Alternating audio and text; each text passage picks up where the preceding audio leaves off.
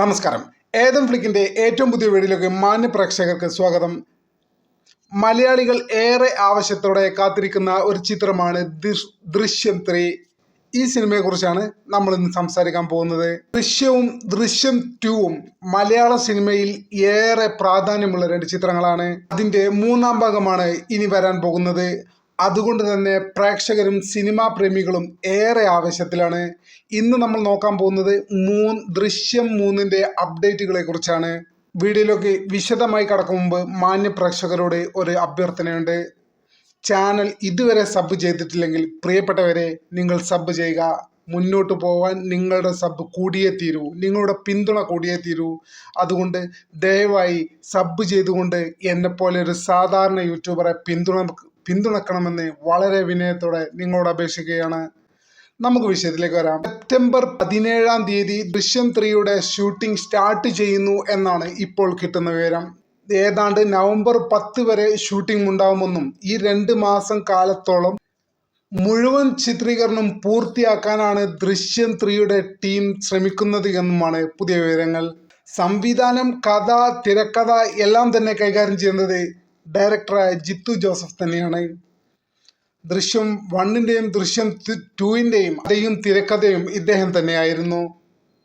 അതുകൊണ്ട് തന്നെ ദൃശ്യം 3 വരുന്നു എന്ന് പറയുമ്പോൾ പ്രേക്ഷകർക്കുണ്ടാകുന്ന പ്രതീക്ഷ ചില്ലറയൊന്നുമല്ല.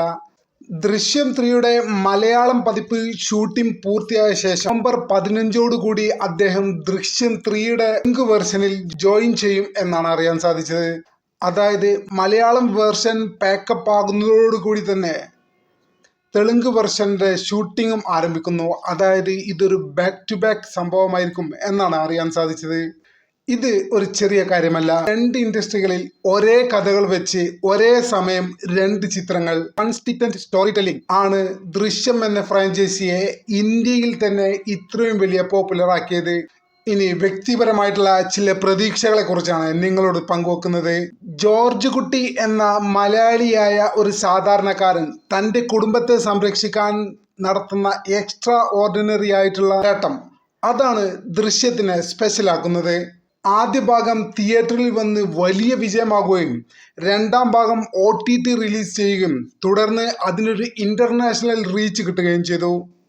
സോഷ്യൽ മീഡിയയിലും മറ്റും ക്രിട്ടിക്സും റിവ്യൂസും എല്ലാവരും ദൃശ്യം 2 എന്ന സിനിമയെക്കുറിച്ച് നല്ല അഭിപ്രായങ്ങൾ പറയുകയുണ്ടായി.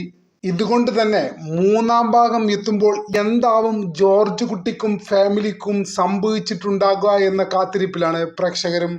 ജോർജ് കുട്ടിയുടെ കഥ ഇതോടുകൂടി അവസാനിക്കുമോ, അതോ പുതിയൊരു ട്വിസ്റ്റ് പിറക്കുമോ? ഇതിനെല്ലാം തന്നെയാണ് പ്രേക്ഷകരും ഞാനും വെയിറ്റ് ചെയ്യുന്നത്. ഏതായാലും ദൃശ്യം 3 സെപ്റ്റംബർ 17 ഷൂട്ടിംഗ് ആരംഭിക്കുകയാണ്. നവംബർ 10 പൂർത്തിയാകും. ഏതാണ്ട് ഡിസംബർ അല്ലെങ്കിൽ ജനുവരി മാസം നമ്മൾ റിലീസ് പ്രതീക്ഷിക്കുന്നു.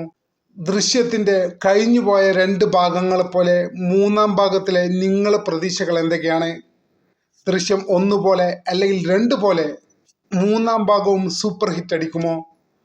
നിങ്ങളുടെ പ്രഡിക്ഷൻ എന്താണ്? 3ാം ഭാഗത്തോടു കൂടി ജോർജ് കുട്ടിയുടെ കഥ അവസാനിക്കുമോ, അതോ പുതിയൊരു ചാപ്റ്ററിനുള്ള തുടക്കമാവുമോ? കാത്തിരിക്കാം. നിങ്ങളുടെ അഭിപ്രായങ്ങൾ കമൻ്റായി എഴുതൂ. എന്തായാലും നമുക്ക് കാത്തിരിക്കാം. ഒരിക്കൽ കൂടി പറയുന്നു, ചാനൽ ഇതുവരെ സബ് ചെയ്യാത്ത സുഹൃത്തുക്കൾ ദയവായി സബ് ചെയ്യുക, സപ്പോർട്ട് ചെയ്യുക. മുന്നോട്ട് പോകാൻ നിങ്ങളുടെ സബില്ലാതെ എന്നെപ്പോലെ ഒരു സാധാരണ യൂട്യൂബർക്ക് സാധ്യമല്ല. അതുകൊണ്ട് സുഹൃത്തുക്കളെ ദയവായി സബ് ചെയ്യുക, കമൻറ്റ് ചെയ്യുക, ലൈക്ക് ചെയ്യുക. വളരെയധികം നന്ദി. നമസ്കാരം.